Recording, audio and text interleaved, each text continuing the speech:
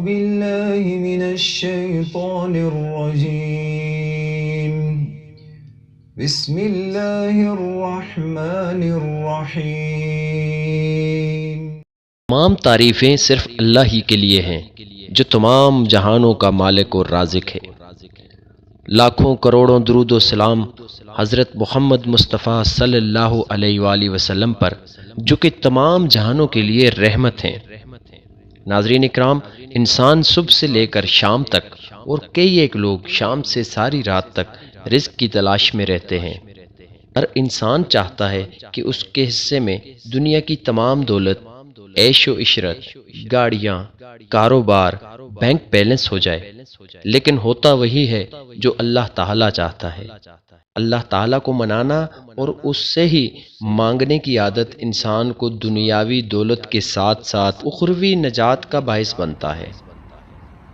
آج ہم بات کریں گے ایک ایسے عمل کی جو آپ افطاری کے ٹائم کر کے اپنے اللہ کو منا سکتے ہیں اور اس سے بے حساب رزق کی فراوانی حاصل کر سکتے ہیں۔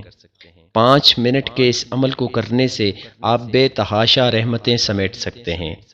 اس عمل کی طرف بڑھنے سے پہلے ایک گزارش ہے کہ ہمارے اس چینل اسلامک ٹیچر کو سبسکرائب کریں، بیل آئیکن بھی دبا دیں اور ویڈیو پر لائک بھی دے دیں تاکہ ہماری حوصلہ افزائی ہو سکے۔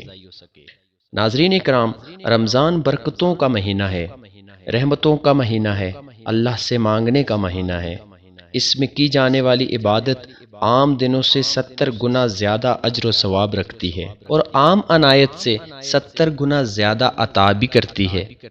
رمضان میں جہاں ہم مختلف حاجات کے لیے دعا کرتے ہیں، وہیں ہم رزق کی فراوانی کی دعا مانگ کر اللہ تعالیٰ سے فیض یاب ہو سکتے ہیں۔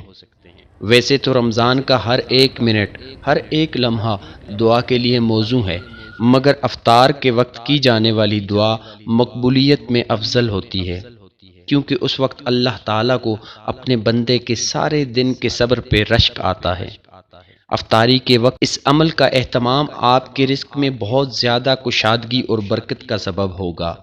معاشی مشکلات، رزق کی تنگی، بے روزگاری اور گھریلو معاملات کی پریشانیوں میں گھرے افراد کے لیے یہ وظیفہ انتہائی کارگر ہے۔ رزق کی فراوانی، کاروبار کی ترقی اور معاشی پریشانیوں سے بچنے کے لیے اس رمضان میں اس عمل کو اپنا معمول بنا لیں۔ اس وظیفے کو پڑھنے سے پہلے اور آخر میں 3 بار درود ابراہیمی پڑھیں اور پھر سورہ مائدہ کی آیت نمبر 114 کا یہ حصہ پڑھ کر آسمان کی طرف منہ کر کے پھونک ماریں اور اللہ پاک سے اپنی حاجت کے لیے دعا مانگیں۔ بے روزگاری، رزق کی تنگی اور گھریلو پریشانیوں سے انشاءاللہ نجات ملے گی۔ اس عمل کو رمضان کے علاوہ بھی معمول بنا کر اللہ تعالیٰ کی رضا اور رحمتیں حاصل کی جا سکتی ہیں۔ دعا گو ہیں کہ اس عمل کو پڑھنے والے ہر انسان کی مشکلیں اللہ پاک اپنے فضل و کرم سے آسان فرمائے اور ہر مسلمان کے لیے وافر رزق عطا کرے۔